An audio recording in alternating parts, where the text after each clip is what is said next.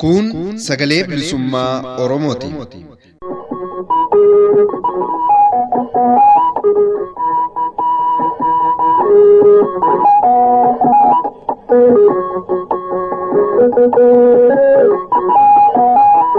Sagaleen bilisummaa Oromoo guyyoota wiixataa, roobii fi jimaata galgala sa'aatii 8 hanga sa'aa 8 walakkaatti dambalii gabaabaa meetir baandii 19 kiiloo heerzii 15,250 irratti akkasumas karaa feesbuukii, marsariitii fi yuutuubiin qophiilee afaan Oromoon dabarsu amma jalqabama.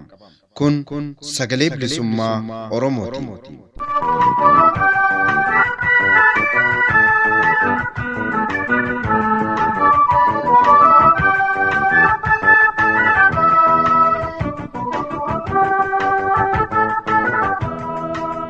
Fagoof dhiyoorraa karaa raadiyoo fi intarneetaan kan nu caqasaaf daawwataa jirtan kabajamtoota hordoftoota keenya akkam jirtu. Nagaan keenya ulfinaa isin haa dhaqqabu. Sagantaa keenya irraa keessatti qophiilee qabnu tartiiba isaanii isin beeksifna. Jalqabaarraa hanga xumuraa isin beeksisuudhaan kan isin faana turan Murataa Sabaati. Oduun jalqaba qophii keenyaati. Kibbaba Oromiyaa godina Baalee Bahaa Onas Hawweenaatti dhibeen koleeraa ka'uudhaan gandoota hedduu keessatti namoota baay'ee miidhuun wal qabatee haala rakkoo godina Kibbabaa keessa jiru irratti marii sagaleen bilisummaa Oromoo Jaalli Hundee Daraaraa waliin godhee kutaa tokkoffaa isaa oduu taansuun isiniif dhiyeessina.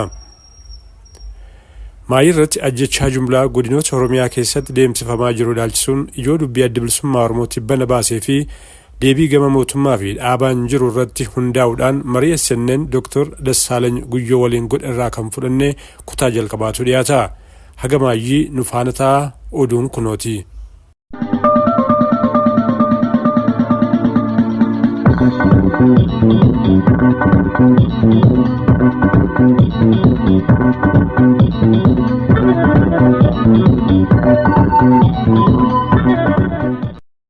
Irra deebi'uudhaan ashama akkam jirtu dhaggeeffattootaaf hordoftoota keenya kabajamo. Sagalee bilisummaa Oromoo sagantaa afaan Oromoo irraa oduu sa'a kanaaf qabnu qabannee dhiyaannee jirra. Oduu waliin Anayyaantu Bulchaati. Goleelee Oromiyaa keessatti ijoollee guddattootaa ta'an murni biltsiginnaa humnaan qabuun waraanatti ergaa jiraachuu fi sirna dhablummaadhaan uummatarra deemanii saamicha maallaqaa uummatarratti gaggeessaa jiraachuutu dhaga'ame. Akka kanaan akka maddeen sagalee bilisummaa Oromoo ifoomsanitti Kibbaba Oromiyaa godina Arsii Lixaa Ona Adaabbaatti waraanni mootummaa daa'imman umuriin isaanii 12, 13, 14 fi sanaa ol ta'an fedhii isaanii malee humnaan dirqisiisanii waraana biyyaa baanan raayyaa ittisa biyyaatti ukkaamsanii geessaa jiraachuutu barame. Abbootiin ilmaan kanaa warri qabeenya qaban haga qarshii 10,000 kanfalanii ijoollee isaanii deeffachaa jiru jedhu maddeen. Bifuma wal fakkaatuun giddugala Oromiyaa Shaggar naannoo Buraayyuu Sulultaa fi Laga Xaafoof Laga Daadhiitti qeerroo dargaggoota hojii humnaatti bobba'an bakka hojii isaaniitti adamsuun gara waraanaatti ergaa jiraachuu maddeen sagalee bilisummaa Oromoo ifoomsan. Odeessa saamichaa humnaan olii biltsiginnaan uummatarraan ga'aa jiruun guutummaa Oromiyaa keessatti gibraa fi qaraxaan ala uummatarraa qarshii sirna dhablummaan sassaabaa jiru.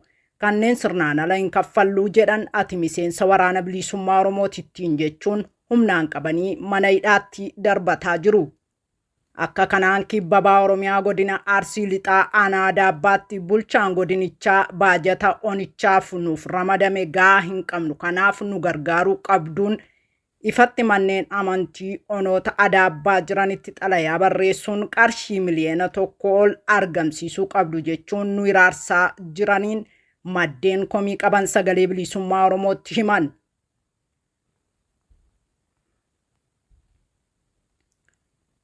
Kibbaba Oromiyaa godina Arsii Lixaa Ona Gada Basaasaa gandoota hedduutti murni biltsiginnaa maqaa waraana bilisummaa Oromoo waliin hidhata qabduudhaan uummata nagaa qabuun hidhanii iraarsaa akka jirantu barame. Akka maddeen sagalee bilisummaa Oromoof ibsanitti hidhamtoonni kunneen waajjira poolisii Ona Gada Basaasaatti hiraarfamaa jiru. Ona gada basaasaa ganda Coofiraa Shaasheerraa kanneen hidhaman Goobazii Ukii, Mahammad Haajii, Tamaam Haajoo, Boonsaa Abboo, Mahammad Saaddoo, Faayyoo Saaddoo, Kaliil Haajii Ibroo, Alamuu Ayyaanoo, Tonkoluu Sanyii, Geetaachoo Sanyii, Boonaa Baqqalaa, Tasfaayee Didhaa, Faayisaa Haajii Hamboo. Ona gada basaasaa ganda Coofiraa Hulluuqoo irraa Gaariyyoo, Jamaal Leenjisoo, Daawit Jaalatoo, Ahimad Dafoo, Abdurrahamaan Huseen. Ona gada basaasaa ganda Daalattiitti Mahammad Haajii, Mahammad Abdoo. Ona gada basaasaa ganda Eddoo Nagayaatti Haajii Hayaatoo Daddafoo yoo ta'an, ilmaan Oromoo waajjira poolisii ona gada basaasaatti hidhaman kunneen yakka tokkoon ala murtoo seeraa malee osoo mana murtiitti hin dhiyaatin baatii 10 oliif hiraarfamaa kanneen jiran akka keessatti argaman maddeen sagalee bilisummaa Oromoo ifoomsan. Oromiyaa godina Arsii Bahaa ona Asakoo ganda Dirree Odaa keessatti manneen uummataa 50 ta'an humnoota bilxiginnaan barbadeeffamuun dhaga'ame. Maqaa waraana bilisummaa Oromoof da'oo taatan ni deeggertu ni nyaachistu jedhuun humnoonni PP godina Arsii Bahaa ona Asakoo keessaa manneen uummataa 50 ta'an barbadeessuu maddeen sagalee bilisummaa Oromoo ifoomsan.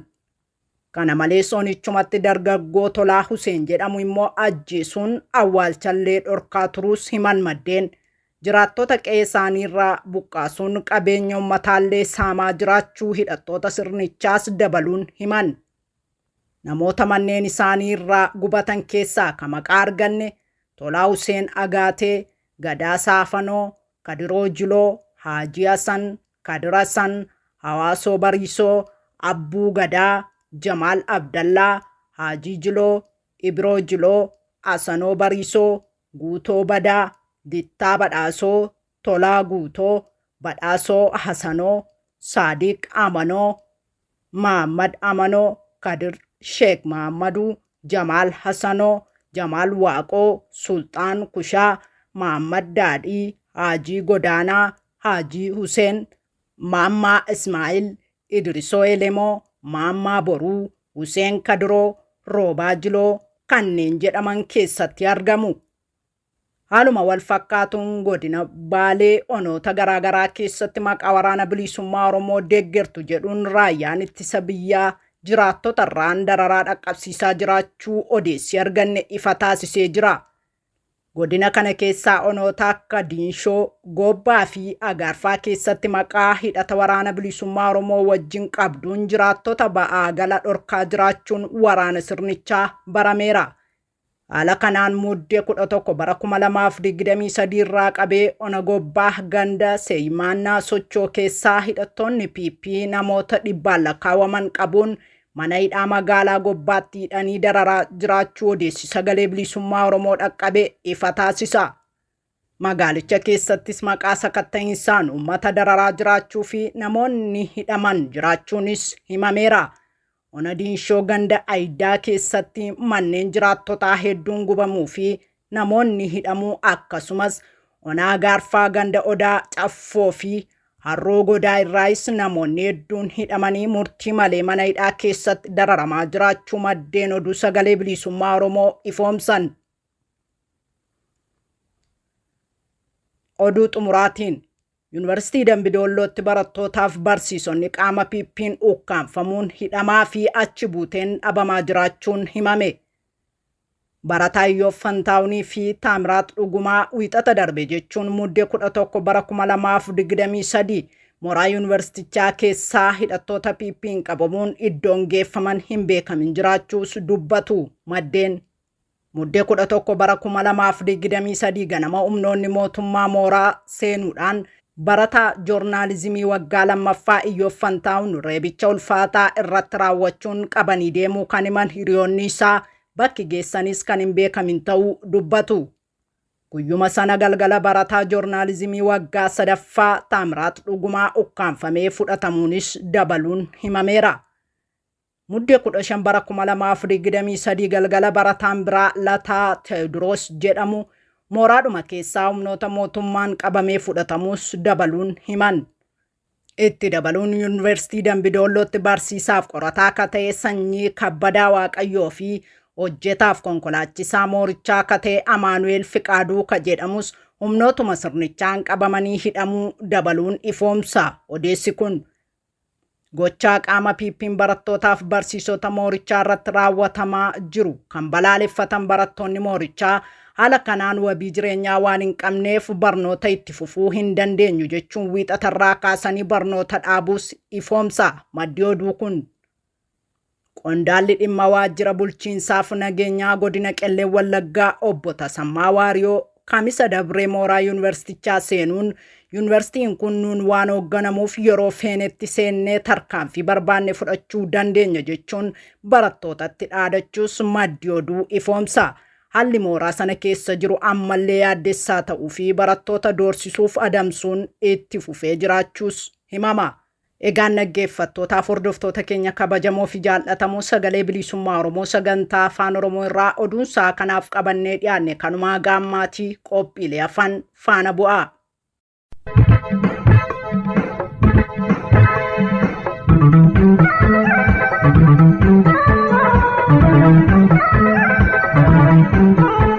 Dhaggeeffattootaaf daawwattoota keenya kan nagaaf daawwataa jirtan kun sagalee bilisummaa Oromoo meetir baandii 19 kiloheerzii 15,250 irratti akkasumas karaa feesbuuk peej yuutuubii fi marsariitii keenyaan gama keessan darbaa jirudha. Qophiin keenya oduu isin nageessisuun eegaletti fufa. Dhibee koleeraa fi rakkoo nageenyaa godina kibba bahaa keessa jiru irratti gaaffiif deebiin Jaalle Hundee Daraaraa waliin goone kan itti aanu ta'a. Dhaamsa sidhaamadhaa dhaamsa koo dhaga'i kutaa 11 keessa naanna'ii qilleensa bubbisi qabsaa dubbisi lafa qabsoo bahi salaama laggeen afaan kiyya ta'i bubbee akka gootu dhiikootu akka diiminaa fi yoo san malee yaatu akkas malee taatu Oromoon haa mootu Oromiyaan haa bilisoomtu dhugaan Oromoota akka ifa baatu Oromiyaan ta Oromoo haa taatu Harar dirree dhawaa jijjigaaf jalanku. Hello. Akkam nagaa bultee Jaalle Hundee? Nagaa akkami? Naguma akkami? Fayyaa nagaa rabbi. Dhiyeenya kana godina kibba Oromiyaa godina Baalee Bahaa ona Sawweenaa gandoota hedduu keessatti dhibeen koleeraa ka'uun namoonni hedduun dhukkubsatanii kan lubbuun darbees jira. Gama mootummaatiin ammoo qarqaarsi namoota miidhaman kanaaf godhameen jiru aga danda'ameen ogeeyyiin fayyaa naannoo sanii jiran waan danda'aniin gumaacha barbaachisu godhaa jiranii kun ammoo gahaa miti kan jedhu jiraattonni naannoo sanii akka miidiyaatti komii qabanii gurra ummataatiin nu ga'a kan jedhu dubbatu. Isa kana wal qabatee ammoo isin tokko qe'een sun qe'ee dhalootaati itti dhiyeenyaanis quba qabdu uummata sanis beeytu addatti ammoo akka jaarmiyaatti hooggana dhaabaa toora sanirra jirtanidha. Haala qabatama naannoo sanii dhiyeenyaan quba qabdan jenneeti. Mee achirraa kaanu maaltu ta'e wanni uummanni jedhu kun akkam dhugumaa dhibeen kun babal'atee dhiibbaan sadarkaa sanii uummatarra ga'uun uummanni aga sadarkaa lubbuudhaan miidhamuutti geggeessee jira dhibeen kun sanirra geessiseera. Jaalwaaqoo dhibeen koleeraa kun dabree ka'aa amala ammallee dhaamuu akkasuma malee amma bisa weeraraa sadarkaa saddeettirraa waan itti ga'eef uummanni komii dhiyeessu malee dhibeen kun isaaf dhibeen Gifir jedhamu aanaa Sawweenaa beelt of Gilmeeritti deddeebi'eeti ka'aa kan ture.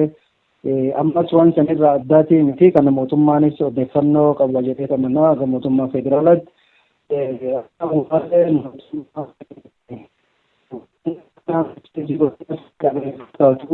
sagaleen keessan ni ciccita Jaalle Hundee sagaleen keessan ni ciccita mee xiqqoo sagalee keessan naaf sirreessaa.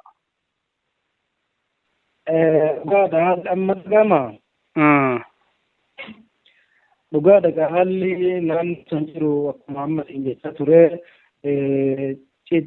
dabree deddeebi'aadha dhibee ka'aa ture dhibeen kun isa qofa osoo hin taane naannoo sanitti dhibeen Gifir akkasuma dhibeen Busaa sadarkaa yaaddessa irratti uummata fixaa lubbuu namaas galaafataa jira yeroo ammaatti haa ta'uti amma ka adda godhu gandoota 11 ol dabree amma gandaa haga 8-9 gidduu ture amma ganda tokko olitti babal'atee haga karee galgala naannoo ganda argaa galmaa isaatti ijoollee lama dhibee koleeraa kan lubbuun isaa dhabuu fi namoota 500 ol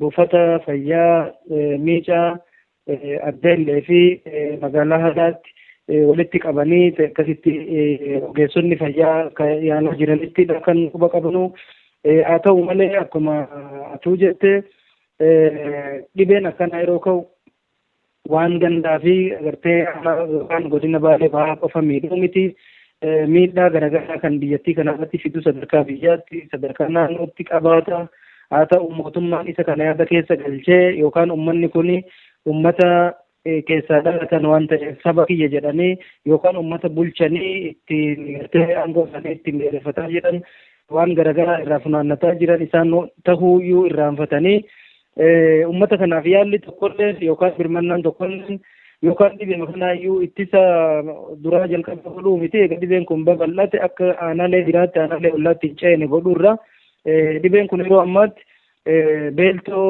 gara aanaa sawweenaatii wal daangessu akkasuma aanaa gololchaa keessatti lafoota hedduutti dhibeen kun bal'inaan deemaa jira jechuudha jaalati.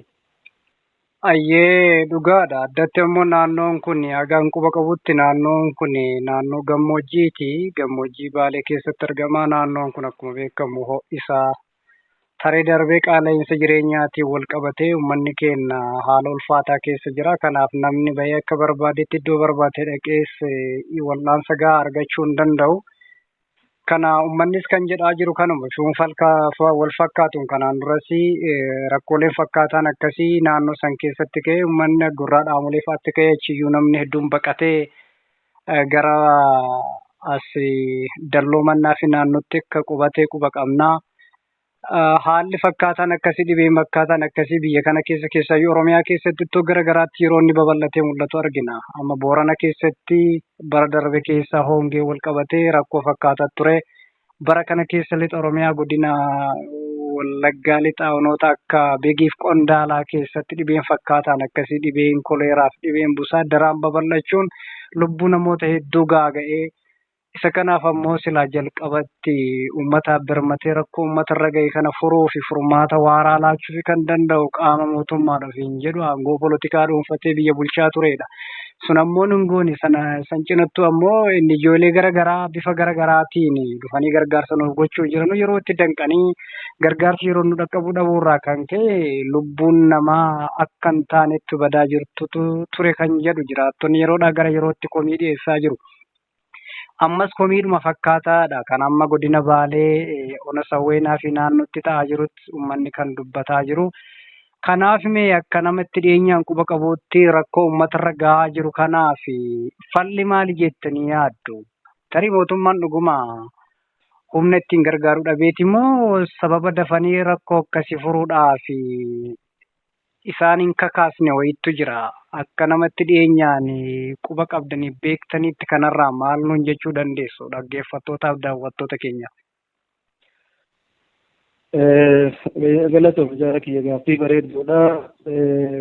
Wanti ajaa'ibu dhibeedhaan rakkatu ammoota dhibeedhaan dararamu yookaan uummata miidhaan garaagaraa boqqaatiin garaagaraa lola karaa Somaalee naannoon amma aanaa Sawweenaa fi kallattiin sun uummata naannoo lola naannoo Somaaleetti waliin walitti bu'iinsa garaagaraa keessatti miidhamaa ture. Uummata buqqaatii garaagaraatiin qe'ee isaarratti deebiin lakkoolee garaagaraatiif hongee namtolcheetiif rakkoo beela namtolcheetiin dhibee namtolcheetiin haala jechuu dandeessutti dhibee gifirii kun naannoo sanitti ka'ee namni baay'een itti miidhamu akka lubbuun daa'imman 7 itti dabrutu ture. Ammas wanni jiru waan saniin alaatti miti uummata dhibamee lubbuun namoota 9 jechuu fi namni lama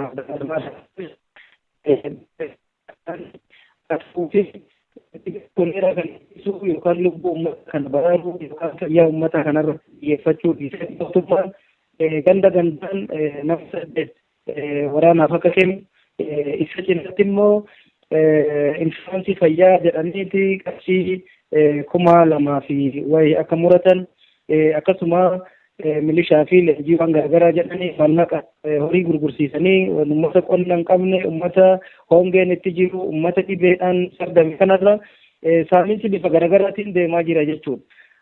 Haa ta'uuti kun amaluma warra gabroonfata irraa eegamuun isaa amaluma isaaniiti kan isaan godhaa jiranii. Isa miti irraa jiru namooti naannoo sanitti caasaa mootummaa kana keessatti sirna bulchiinsaa irra amma jiran ijoolleen naannoo sanirraa dhalatan namni dargaggeessa oromummaa qabu kan dhiiga oromoo amma du'aa jiru kana garaa isa nyaanne warri makaan waliin tumsanii waan duuti namaa kun garaa isaa nyaachuu dhabee dhibeen sardaan yookaan dhibeen muddamsiisan akkanaa kun yeroo ka'utti silaa labsiin tokko godhamee naannoo sanitti deeggarsi mirga namoomaa mootummaatiinis haa ta'u miti mootummaadhaan kan silaa godhamu malee mootummaan yoo labsee dhugaa kanaa ama silaa jiru hundaan geesse silaa falli argama. Haa ta'uuti immoo sirni bulchiinsaa amma jiru akka biyyaatti bakkoota hedduutti yeroo dhibeen ka'umsaa ta'u dhibeen garaagaraa akkuma naannoo baaleetti amma koleeraan ka'ee jennu naannuma sanitti amma dhibee busaatiin akkasuma dhibee leeggifitiin dhibee garaa kaasaatiin godinoota oromiyaa hedduu keessatti yeroo ka'u ni argina ni dhageenya. Haa ta'uuti bulchiinsa amma jiru yookaan warri aangoo siyaasaa dhuunfatee harkaa qabu kun uummata bararuu irratti yookaan uummata irratti fuulleffatee bu'aa uummataatii fi nagahummaa uummataa fayyaa uummataa tiksuu irratti mootummaan fuulleffanne waan ta'eef nama dhiba wanni kun addeessaadha jaaloo haalli silaa jiru silaa itti barbaadamu warri qaamonni silaa dhimmi kun ilaalu qaamonni gargaarsaa garaagaraa akkasuma qaamni mootummaatu namni gartee sabni kun saba kiyyaa ummati an ittiin bulu itti walli keessaa dhaladhee ummatni an bulchu ummanni an qabu ummata kana jedhee yaadu hundi waan kanarratti xiyyeeffatee silaa guddaa qabaatanii fala godhuu yookaan deeggarsa tokko godhuu dhibeen sunis akka hin babal'annee fi namoota dhibee kanaan hubamanii mana yaalaatti argamanis dawaa gahaa fi yaala gahaa argatanii dhibee kanarraa baraaraman taasisutu fala ture. Haa ta'uuti waan kana ni godhan jedhee waan hin amanneef baay'ee waan akkanaa godhaa jedhanii isaan hidhamuun dhagaatti bishaan naquu natti fakkaata. Haa ta'uuti uummanni akkuma amma godhaa jiran ogeessonni fayyaa naannoo sanitti ramadaman namoonni ogummaa kana qaban hundi namoonni dandeettii qaban kan qabeenyaan wal cinaa dhaabataa jiran bifuma ammatti jiruun uummanni gaafachisuu fi daddabriinsa dhibee kanaa hanga danda'ametti uummanni akka irraaf tiksu qofa dhaamuu yoo taate malee yookaan qaamonni miti mootummaa kan amma haasaa keenya kana dhageeffatan hatattamaan lubbuu uummata kanaatiif yookaan fayyaa namoota fayyaan miidhamanii hospitaala garaagaraatti amma walitti qabamanii iddoo tokkotti walitti qabaman hundaaf akka dhaqqaban dhaammachuudhaan alatti gaajaaluu akka waan biraa wajjin hin qabu. Ayyee fayyaa ta'a dhaggeeffattootaa fi daawwattoota keenya qulqullummaa dhabuu sagaleetii fi nuuf kolchaa isiniin jenna. Eeyya dhugaadha jaal hunde baay'ee nama yaaddessa dhugaadha nusi ragaa qabatamaatiin kan dhagaa turreef kan gabaasaa turreerraa dhuguma bara 2014 15 16 17 18tti bara bulchiinsa mootummaa abdii illeetti bulchiinsa mootummaa naannoo Sumaalee jechuudha. Naannoo sanitti babal'ifannaa lafaatiif jecha finxaalayyiin naannoo Sumaalee kun ummata kana yeroon itti hiraarsaa turanii fi haga har'aatti illee uummanni daangaa irraa buqqaanii Oromiyaa bakkoota garaagaraatti qubatanii jiran lafaa fi qe'ee fi qabeenya isaanii irraa buqqaanii marfanni suni gammoojjii Baalee irraa qabee akkasumatti marfatee haga Boorana dhaqutti uummanni daangaa san irra jiru bifa garaagaraatti yeroodhaa yerootti hiraarfamaa ture. Rakkoo balaa uumamaatiinis balaa namtolcheetiinis ta'e jedhamee waraanaanis buqqifamee boqonnaa jireenyaa dhabee boqonnaa nageenyaa dhabee haga ammaa hiraarfamaa jira. Isa kanaaf uummanni keenya yoo ofii wal gargaare malee qaama isa gargaaru hin qabu. Mootummaa itti himatee akka mootummaatti bira dhaabbatee rakkoo uummataa firoo fi fedhii akkasii qabaatullee irraan argine kuni baay'ee waan nama gaddisiisuu fi nama yaaddessuudha. Kan biraa qabxee isin kaastan keessaa osoo rakkoon akkasii jiru iyyuu maqaa gibiraatiin maqaa garaagaraatiin taree darbee maqaa inshuraansii fayyaa jedhamuun bakka keellaan fayyaa hin jirre keessatti uummata rakkatee rakkina garaagaraatiif raarfamaa jiru iddoo keellaan fayyaa hin jirre inshuraansii fayyaadhanii saamicha qabeenyaa irratti yeroo geggeessaa jiran argaa jirra. Isa kanaa miti waan garaagaraatu jira. Amma warra qabeenya qaban abbootii qabeenyaa isa gibiraaf qaraxaan alatti maqaa garaagaraatti moggaasuun horii irraa saamutu jira. Isan qabnellee risiitiitti muranii horii irraa guuranii yeroo jedhantu jira. Kuni maalirraa madda jettanii yaaddu? Mootummaan uummataa silaa rakkoo uummataaf furuu malee inumayyuutti deebi'ee uummata rakkatee rakkina gara biraa keessa jiru irratti rakkina gara biraa dhalchee waan hin jirre fidaa jedhee yeroo uummata dirqu ija kamiin ilaalama? Inni kun kufaatii sirnichi hordofu yookaan kufaatii sirnichi itti deemaa jiru yookaan sirni kun sistema diinagdeen haa ta'u, sistema siyaasaatiin haa ta'u, sistema dippiloomaasiitiin haa ta'u, karaa hundaatiin mootummaan kuniin kufuu yookaan raafama jabaa keessa jiraachuu argisiisa. Maaliif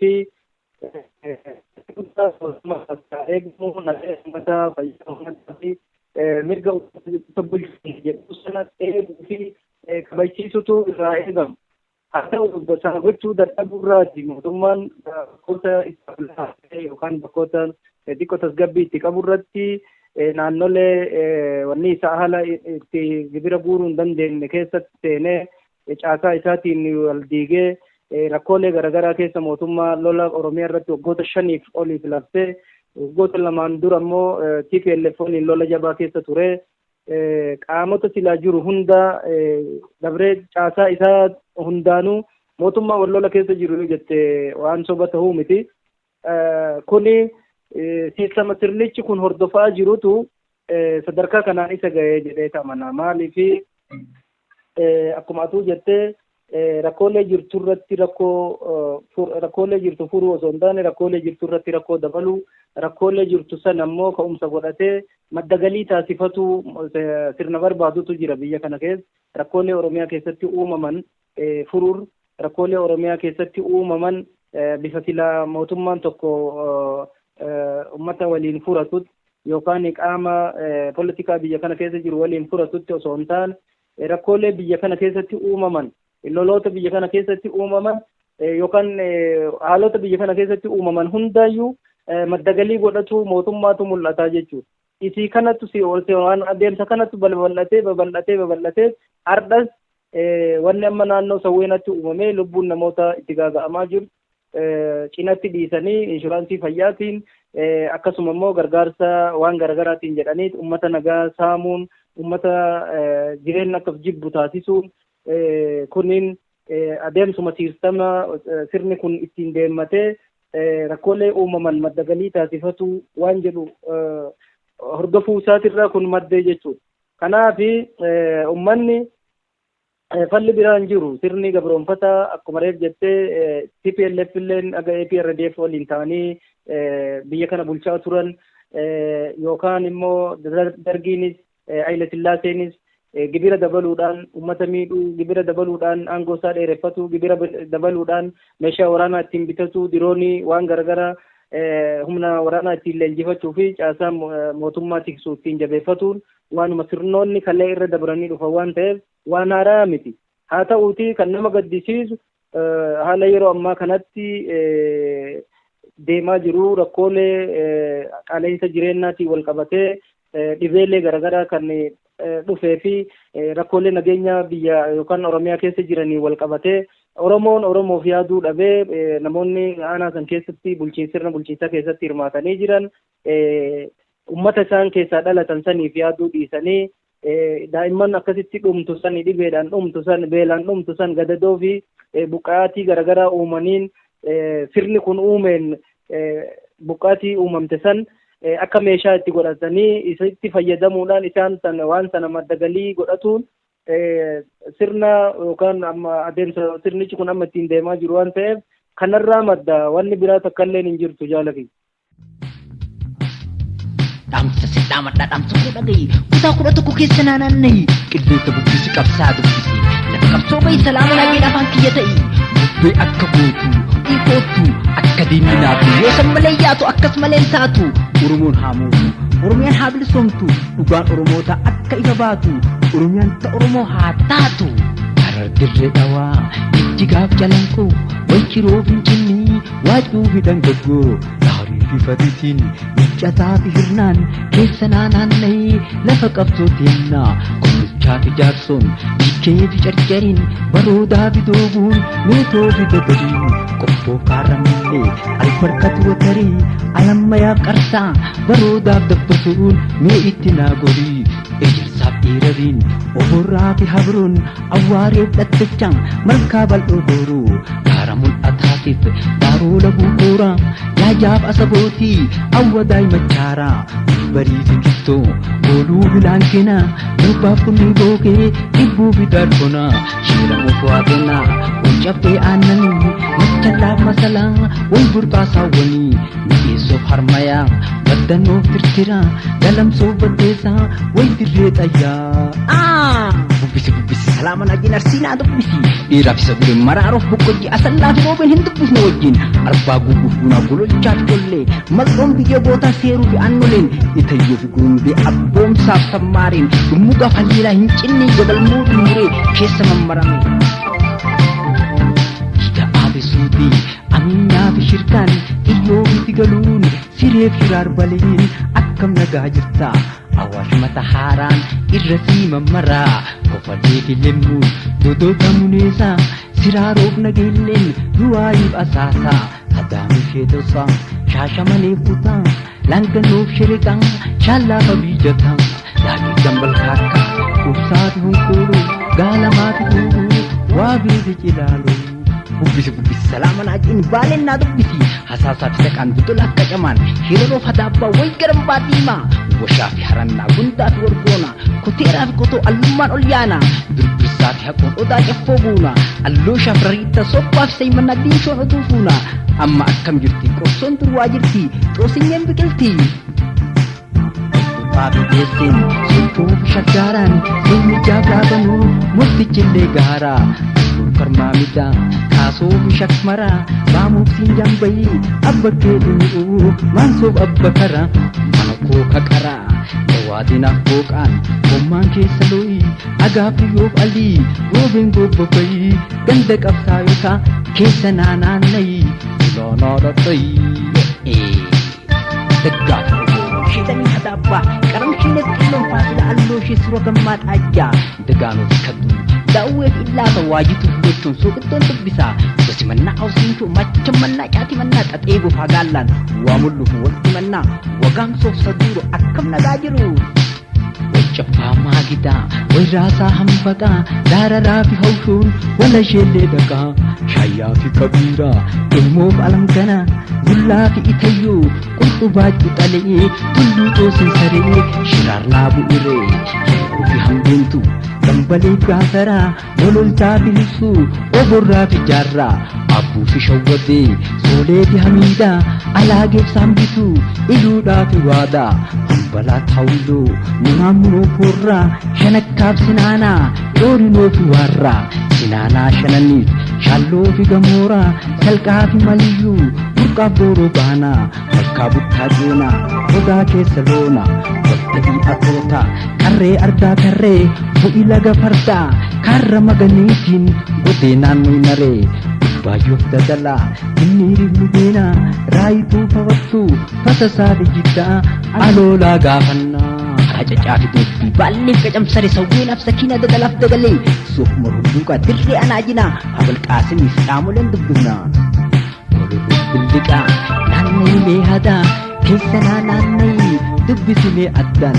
Dubbiimtuu fa'aa Eebata Saannatee Wayriraa fi Baatuu Tajee Dallitiimtuu Tuqaa A'ariituu Yoo lafti bariituu Masnuu fi Hangeetuu Barraaqeen Bidiree Dalloo Dayyuu Haroo Harawaa Barbaree Yaadatti Dumaalii Wilmalii fi Maanaa Oborsoo fi Beeltuu Kurkurullee Teennaa Inni sun falmaa Biyya Oromootii Maddi Oromootaa Madda Walaabuutii bubbisi booranaan dubbisi gannaaleef dibanin gidduu lamaan daawwa boobaa fi qoraatti hadheessaa waa hawwa bubbuliif hariiroo ardaa ummataati tuulaa shanti jira gaafadhu hardotiin dubulutti foofu layyee fi maxxachuu milbanaaf borillee irdariin gaafachuu digaluuf maxxaarri jiddaa fi malijuun galaantiif daaccitu ilmaan sabboggoona akkam nagaa jirtu hariiroof surba yaabelloof saltallee muuyyalee dubbisi hattaa keenya yaallee dubbisi salaamanaa shawaanaa dubbisi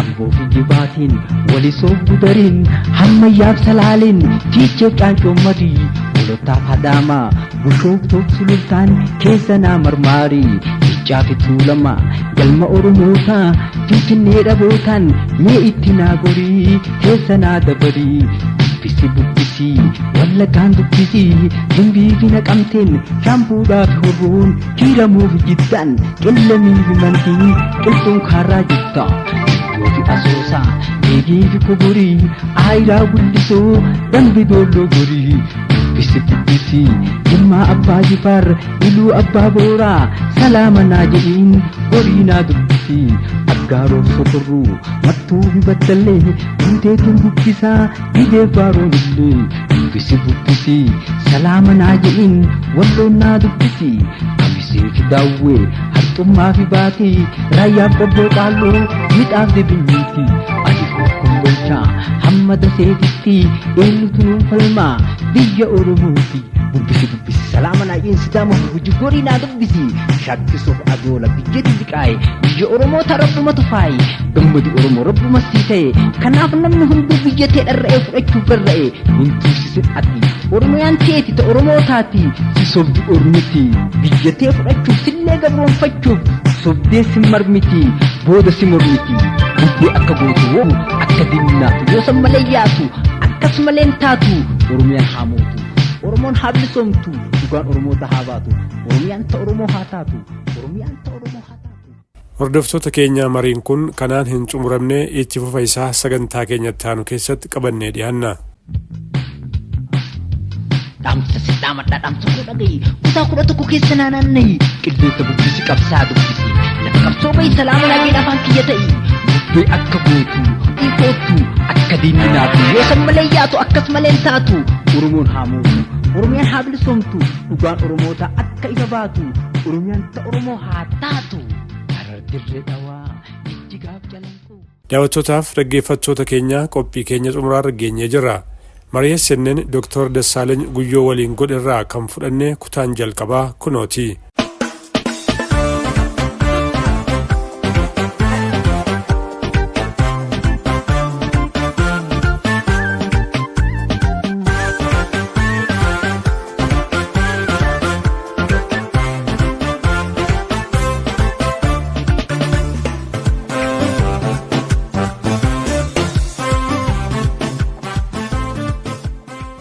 Ashama akkam jirtu dhaggeeffattoota fi hordoftoota SNN arras keessummaa yookaan immoo maatii SNN kan ta'an Dr. Dassuu Guyyoo waliin mari'achuudhaaf asitti argamnee jirra.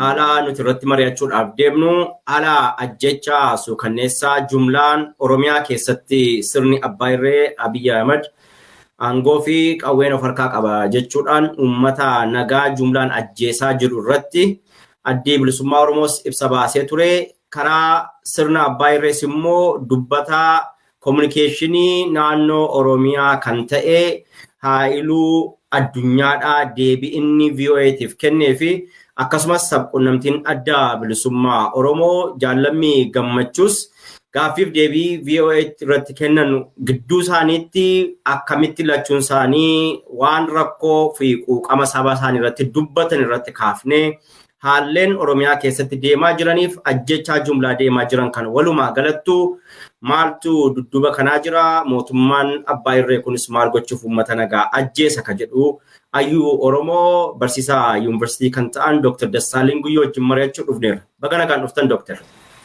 Galatooma naaf heeruu keessaniif. Ulfaadhaa asitti argamtanii haala yeroo irratti waliin akka mari'annu feeyyamaa ta'uu keessaniif irra deebisee maqaa dhaggeeffattoota keenyaa isin galateeffadha.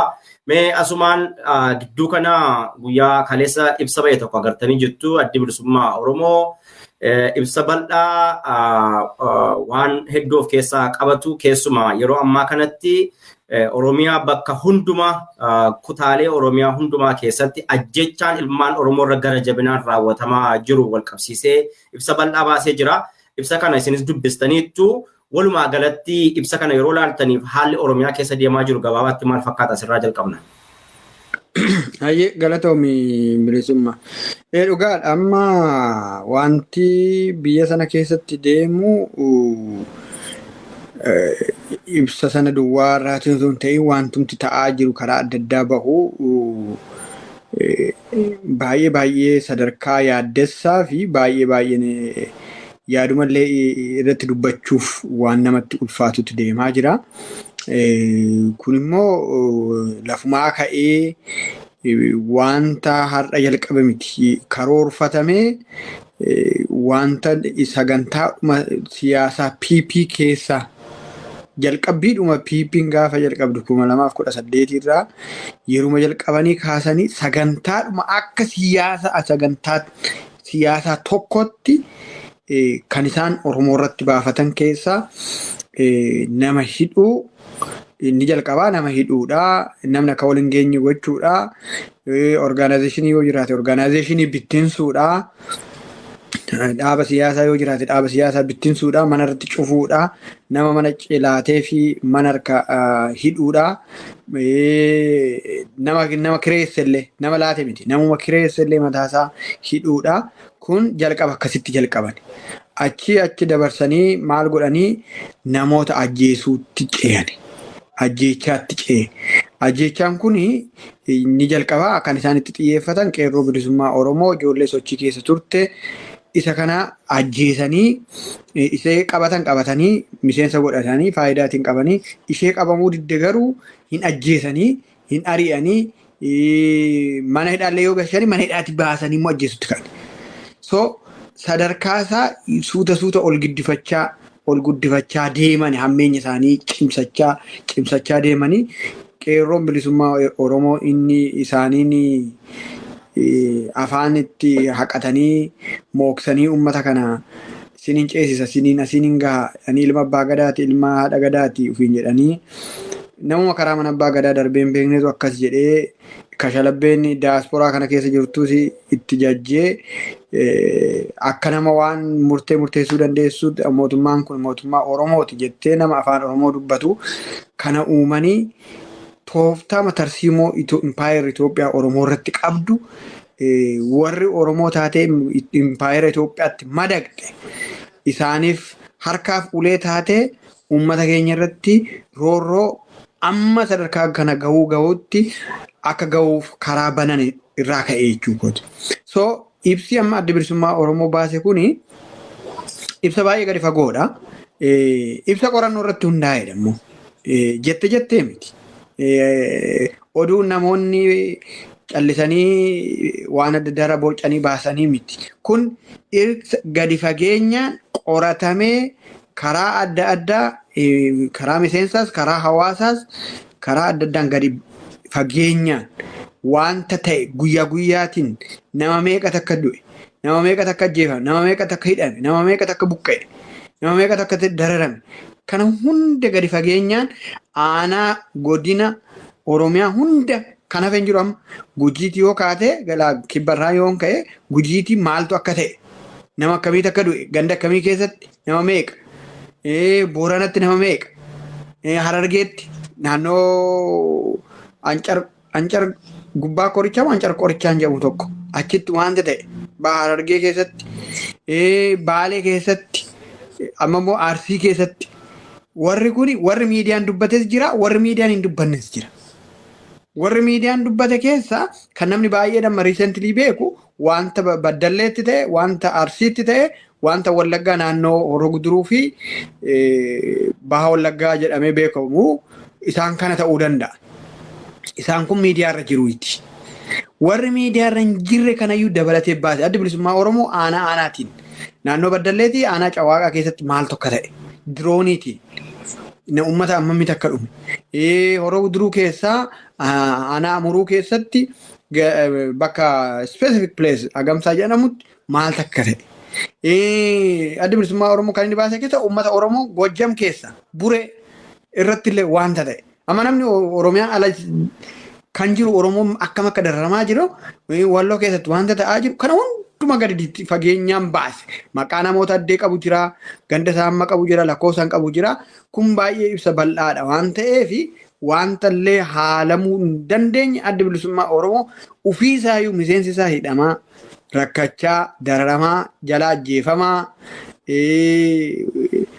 ufii bakka jiruun argatee hin ejjenne haala mijaa'aan jirre kana keessatti taa'eeti odeeffannoo gadi fageenyaan uummata keessa jira waan ta'eef onni uummata keessas waan jiruuf uummata kanatu daataa kenneefiti ibsa gadi fagoo kana ragaa irratti dhugaa irratti hundaa'ee haqa irratti hundaa'ee roorroo uummata keenya irra daangaa hin qabne gahaa jiru kana ibsa baasee jechaadha.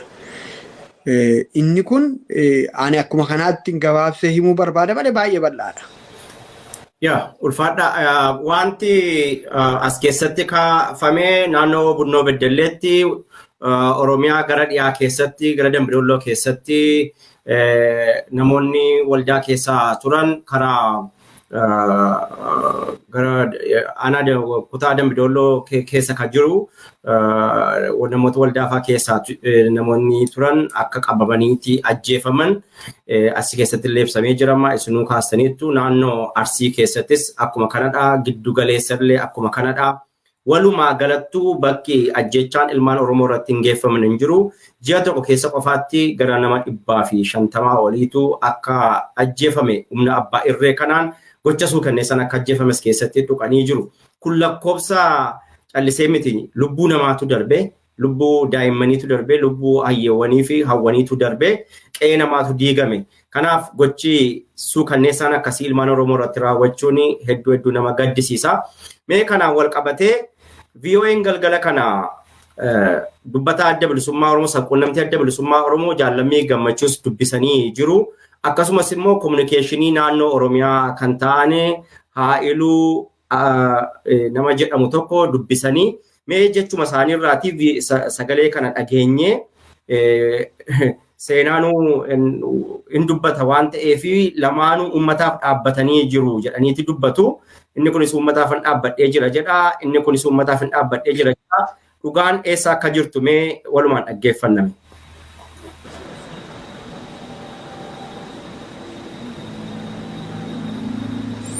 Manni isaanii gubamaa jira akkasumas iddoo adda addaa naanni 13 baaseen lammiileen nagaa ajjeefamaa manni isaanii gubamaa jira akkasumas iddoo adda addaa naannichaatti namni qeesarraa buqqa'aa jira jechuun ibseera.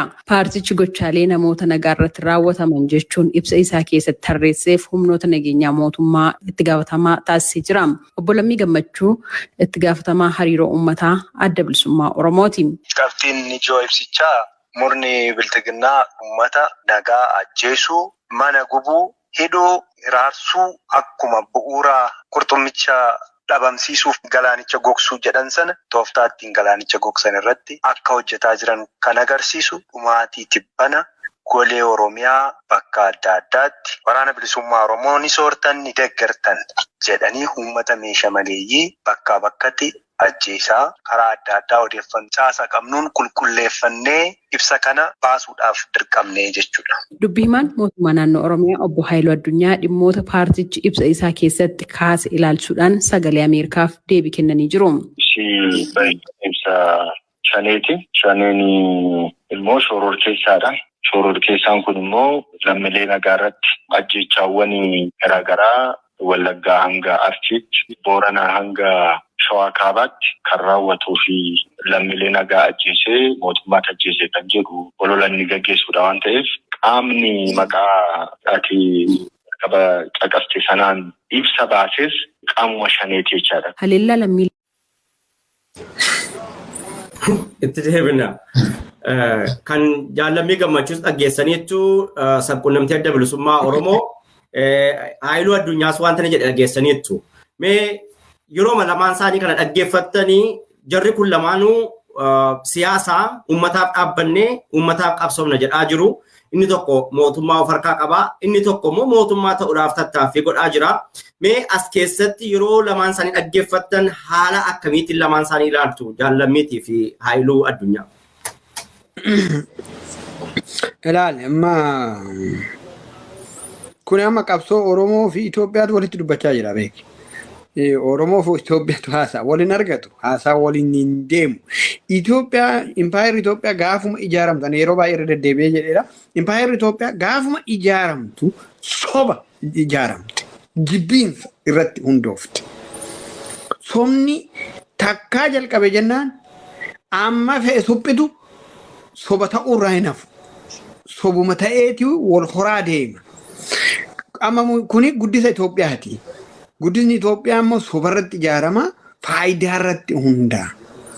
Namni kuni borotoo gurrasaa qabdee waan biraa jedhanii gaafaticha komiindaaf jedhee malee Oromoo jibbee miti siin jechuu nama danda'udha. Sobduudha jechaadha.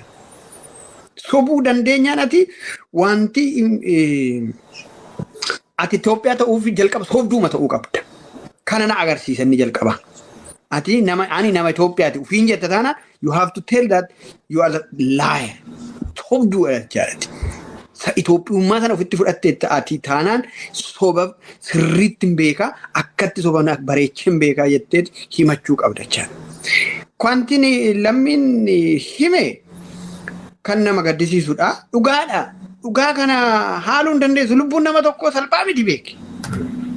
Itoophiyaan lubbuu nama tokkollee nama biyya impaayera kaadduudha. Addunyaadhaatti lubbuun nama Israa'eel keessatti meeqa duunaan addunyaan iyya. Meeqa duunaan. Nama amma kana du'e hin duune. Lubbuu namaatu bakka guddaa qabaati. Addi bilisummaa Oromoo caasaan qabuun hin qoradhee haa qulqullaa'u jedhate osoo mootummaa sirrii ta'ee dhugaadha ta'ee faayidaaf hin dhaabbanne ta'e sobummaan ijaaramne ta'e jalqabamaa ibsi kuni ba'uusaa argineerra. Organizaashiniin kun leejitimeetii isaa ta'u haa dhiisu. Hin qorannee qaama bilisa ta'eetiin adda baasna jedha ture. Kanan irraa eegee ture. Mootummaa waan hin taaneef kashalabbeetu walitti qabamee faayidaa dhuunfaaf waan walitti hidhamte Itoophiyaadhaan namni jettee ofii mannaan you have to define this guy is a liar jechuudha. Ijaarsuma isheetu guddinuma isheetu bu'uuruma isheetu sobaan ijaaramte jechaadha. Sobaan kalaqamte jechaadha. So warri akkasii achi deemtee afaan Oromoo dubbattu kun madaqxee akkatti soban madaqsan jechaadha. Akkatti soban barsiisatan jechaadha. Kun dhugaan amanu otoo karaa mataa duubaan qalteeyyu. Fakkeenya hiriyyaan isaa tokko dhiyoo kana.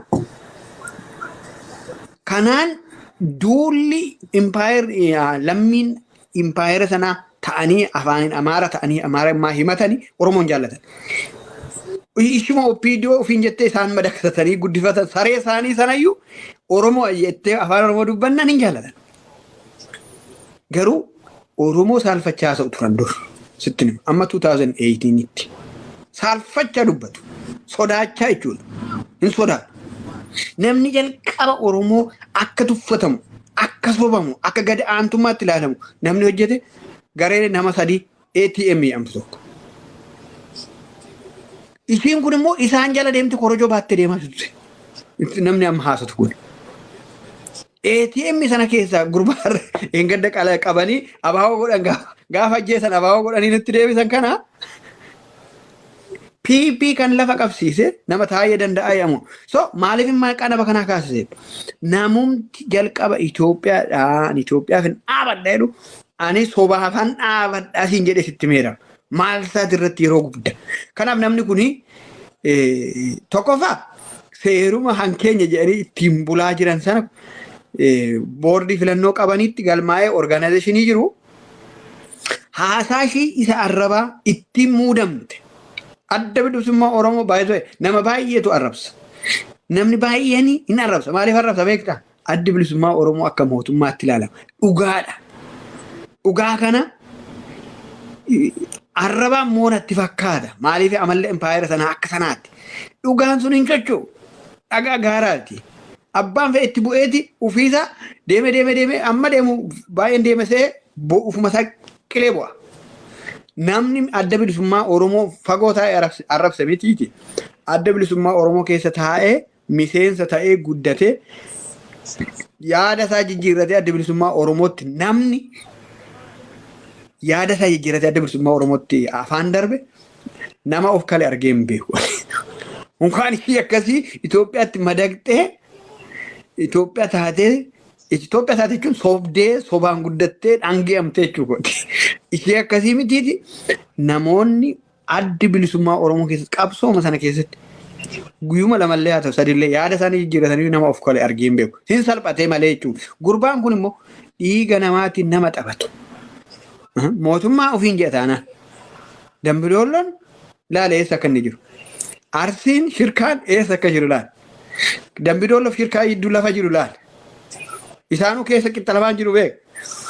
Otoo isaan maal godhanii simbira maaliin balbala taa'anii kosiirra waa'ee guree waraanni bilisummaa Oromoo akkama kanaa yeroo hojjetu.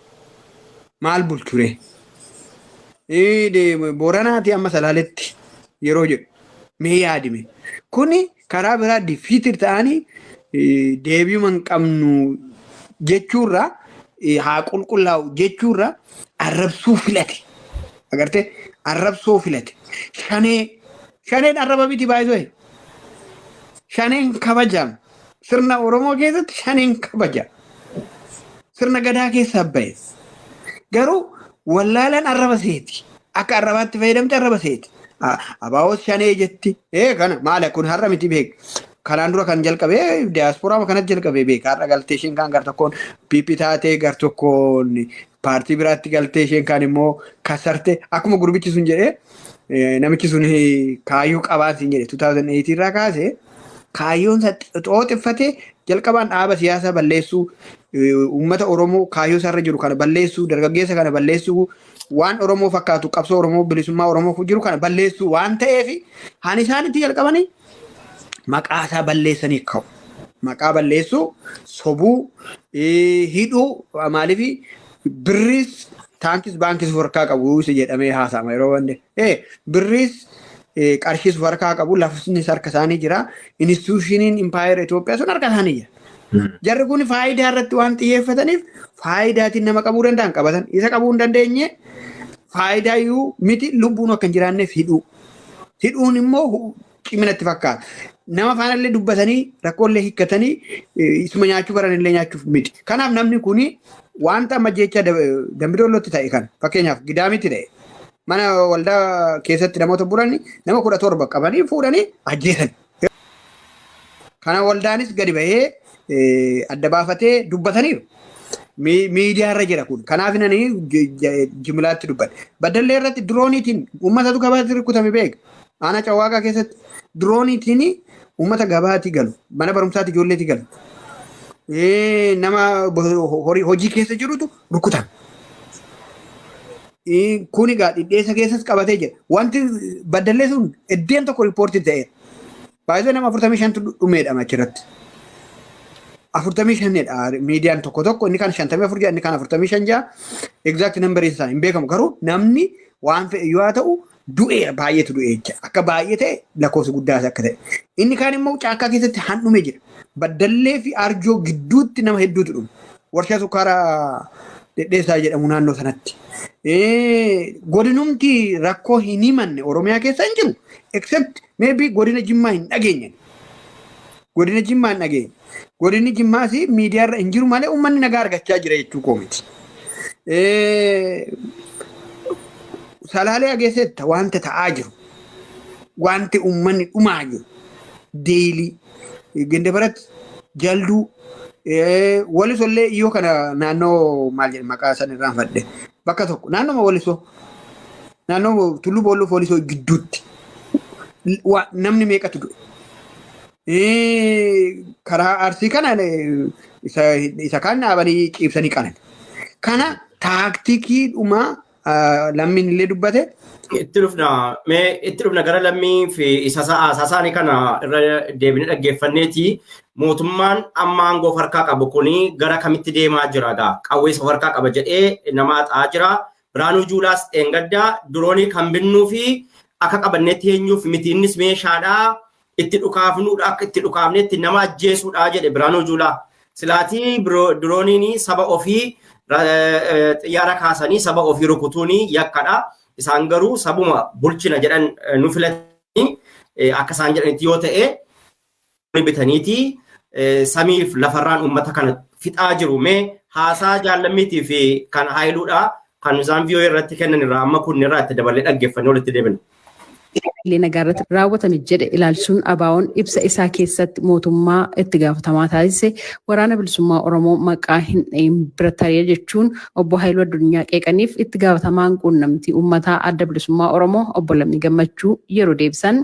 Ragaan keenya uummata keenya. Uummanni waraana bilisummaa Oromootti nu dhabamsiise, nu balleesse, nu ajjeese, mana keenya gube hin jennetti waraana bilisummaa Oromoo bakka itti maqaa dhoonu bu'uurarra dhaabbannee waraana bilisummaa Oromoodhaan illee kana raawwate jennu hin qabnu jechuudha. Bakkeewwan hedduu waraanni bilisummaa Oromoo socho'utti uummanni dararamaa jira jechuun obbo Lammiin itti dabaluun ibsaniiru. Namni kamiyyuu dhaddachatti dhiyaatee yakka hojjeteef itti gaafatamummaa fudhata jedhama malee dirree irratti yookaan qe'ee isaa mana isaa gubi ajjeesii dhabamsiisi kan jedhu seeraan barreeffamne. Dubbi himaan mootummaa naannoo Oromiyaa obbo Haayiluu Addunyaa dhimma kanarratti yeroo deebii kennan. Namoonni odeeffannoo kennan odeeffannoo garee shororkeessaa kanaa kennuu yakka nama himachiisaa jira. Garee shororkeessaa kanaa deeggarsa mooraalii kennuu nama gaafachiisaa jira. Seeliiwwan isaanii to'annaa jala oolchaa jirra jedha. Tarkaanfiin olaantummaa seeraa kabachiisu cimee kan itti fufu ta'a waan ta'eef isaan kanan to'annaa jira. Mootummaan nageenya lammiilee qajeeltoon tiksaa hin jiru jechuun qeeqan obbo Lammiin. Naannoleen birmaduu mataa isaanii qabu. Birmadummaan naannolee kun yeroo inni humna fiinxaaleeyyii adda addaadhaan sarbamu argaa jirra. Fakkeenyaaf ibsa keenya keessatti illee caqasuuf akka yaalle Wallaggaa Bahaa fi Horroo Guduruu Wallaggaa humnoonni fiinxaaleeyyii Amaaraa yeroo isaan daangaa sarbanii as ce'anii uummata hiraarsaa ajjeesaa fi taateewwan sukkanneessaa raawwataa turan jira. Qaamni mootummaadha ani jedhu mootummaan aangoorra jiru. Uummata kana ittisumaaf hanqata. Baay'ee nama gaddisiisa. Ofuma isaaniitti ajjeesaniiti waraana bilisummaa Oromoo mo'adheessuu barbaadu. Kan in ajjeefna jedhu jeneraaluma mootummaa sanaatu jeneraaluma Biraanuu Juulaatu dirooniitiin ajjeefna akka haalli nu mijatetti ajjeefna kan jedhee engadda miidiyaa isaaniitiif kan inni ibsa kennedha kun. Isuma kanammoo kun amma isin tuttuqxanii jirtu godina Oromiyaa bakka hundumaa keessatti dirooniitiin nama ajjeesaa jiru naannoo Bennoo Beddelleetti giddu galeessatti Horroo Guduruu Wallagga Bahaa keessatti dirooniitiin Wallagga Dhiyaa naannoo Biilaa Najjoo keessatti nama fixaa turan jarri kun. Amma immoo maal jedha shaneetu nama ajjeesaa jedha. Isumayyuu immoo maaliif uummanni kun nu ajjeesaa jiru jedhee warra himate iyyuu immoo ganaa funaanneeti hiinaa jedha. Asirratti maal jettu si ajjeefnaa hin jechuun maal jechuudha? Ilaali amma si himee sobaa akkin himuun dhabe ammanuu sobni jara kanaa soba biraa sobuu fan biraa sobuu isa kana fayyisuuf soba biraa sobuu fakkeenyaaf Marshal Jeneraal kan jedhamu suni bahee nama ajjeesu binnee ragaan kanaa olii maal fidda? Eenyuun ajjeesa? Warra Itoophiyaa loluu daangarraa Sudaan fa'aa, daangarraa Keeniyaa fa'aa, daangarraa Sumaalee fa'aa hin jenne beeku.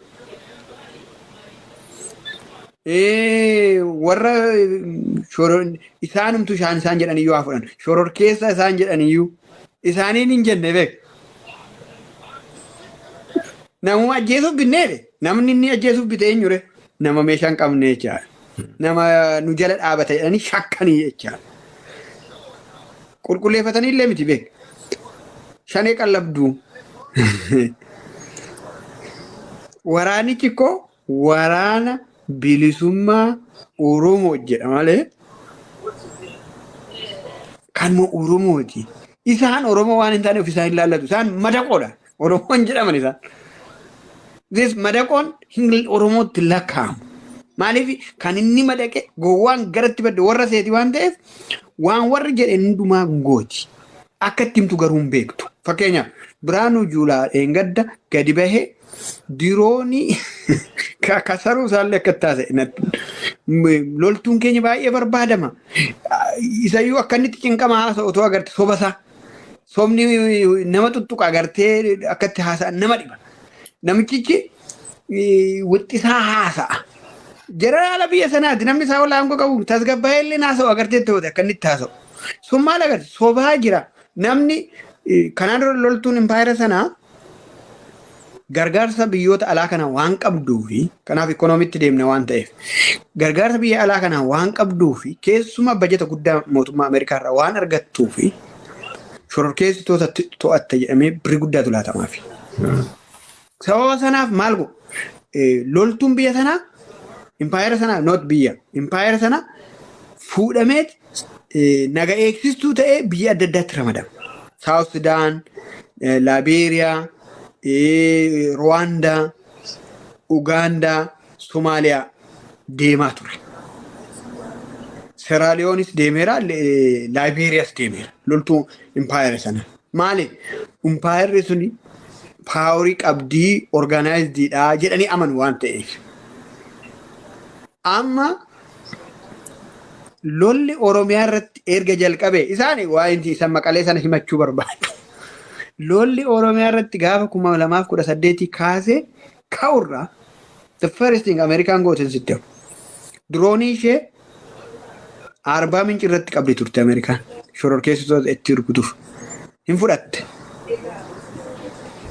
Baay'ee biyya Horn of Africa irraa amanamee drooniin keessa taa'aa ture Itoophiyaa ture. Hin fudhatan.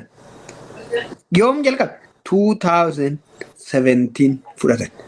Sanaa booda amantammaan qabu loltuun biyya sana.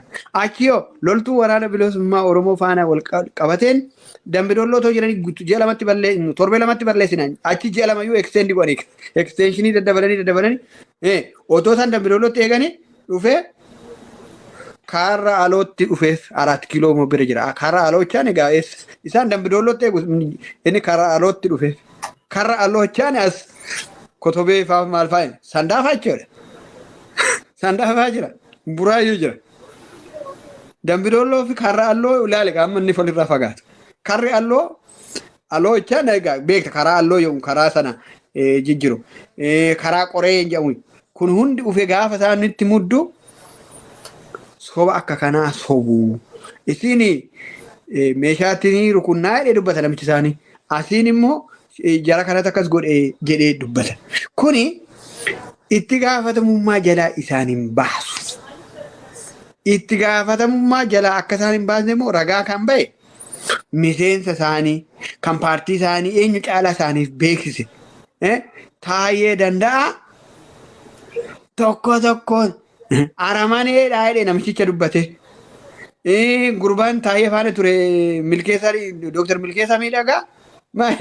Albee natti baafatee isa miseensa isaayyuu nama albee itti baafatatu uummata ragaaf akkamitti lattee yaaddame. Milkeessaanii ODP isheetu sanatti amanee ture agartee gurbaan kun. Hin jijjiiramni jiradhe yeroo sicha tiim lammaa'anii isanii turan. Amanee garuu waan itti amane sanatti godhaniiru. Kanarrayyuu dhaabataniiti olola isaan nurratti hojjetanii daameejii isaan qabsoo keenya irratti ijoolleen kun lamaan godhanii seenaa yoomiyyuu hin irraanfatu. Garuu warruma wajjiniin amma kana daameejii nurratti ijoolleen kun barreessuu danda'u waan ta'eef barreessaniiru. Waan itti fakkaateef godhaniiru. Amantummaa isaanii agarsiisuuf itti aanummaa isaanii agarsiisuuf godhani booda irratti maal ta'e milkeessa eeggadda yeroo inni dubbatu hin dhaga'e. Akkam akka isaan sobduu ta'an. Namichi Abiy Ahmed jedhamu jedhe. Namni kaayyoo koo dura dhaabatte eenyuyyuu xiitiyyuu balleessu nan qaqqalaa jedhe anatti haaduu natti baasee jennaan jedhe nahee rommee jedhe gurbaan rommee erga gaafa sanaati biyya sana keessa bahuuf karaa barbaadaa ture bahee bakka taayeen immoo achuma taa'eeti dura itti amanee daameejii eenyuyyuu nurratti hin hojjenne. Warri diina keenya ta'anillee warri hin hojjenne afaan keenya waan beeku keessatti waan dhalatee guddateef Oromoo ajamee waa yaadamu daameejii eenyuyyuu hin hojjenne qabsoo bilisummaa Oromoo irratti dargaggoo Oromoo irratti kan inni hiisisee itti aangoo argate baay'eensa kan inni ijaaree daasporaa irraa miindaa kaffalee miseensa adda bilisummaa Oromoo keessaa yaasee nutti ololsiise. Ammayyuu ala kana ta'anii han ololan jiru beeku. Isaan kan hunda taayeetu goordineetu taayee sanayyuu maal jettee hiite? Hin soddecha. Publicly nama adda bilisummaa Oromoo irratti olola oofee isaanuu miidiyaa Oromooti miti. Miidiyaa Habashaati. Warra Oromoo jibban irratti bahee qaaraa nyaachaa sanuu gowwummaa isaa qaaraa nyaachisaa itti taphachaa. Har'a immoo hundi isaanii isarratti ololan kana nama hojjetetu dhugaa dubbata jennee hin eegnu. Jalaas bahuu hin danda'an. Waa'ee itti gaafatamummaa isaanii miti. Anaan cinqoon manaa. Itti gaafatamummaa fudhachuus balleessaa kootis jedhanii nama fudhatan miti. Maaliif sobuma irratti jiraatu waan ta'eef. Wanti ammanaan na yaaddessu uummanni keenyi qaamni biraa kan gurmaa'ee dhufee naan rakkoo kana keessa na baasa jedhee taa'ee eeggachuu isaatti na gaddisiisa.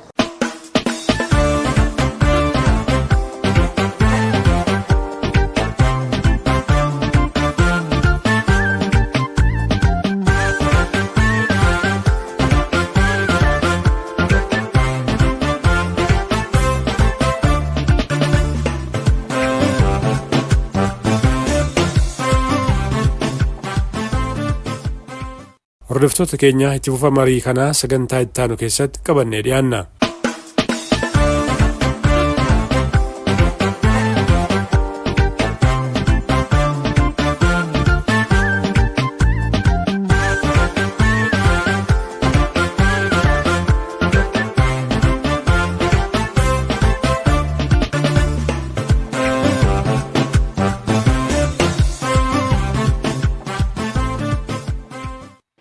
Egaan dhaggeeffattootaaf daawwattoota keenya sagantaan sagalee bilisummaa Oromoo har'aaf qabannee dhiyaanne kanan gammaatti hordoftanidha.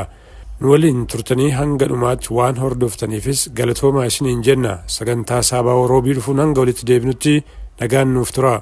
Injifannoo uummata Oromoof.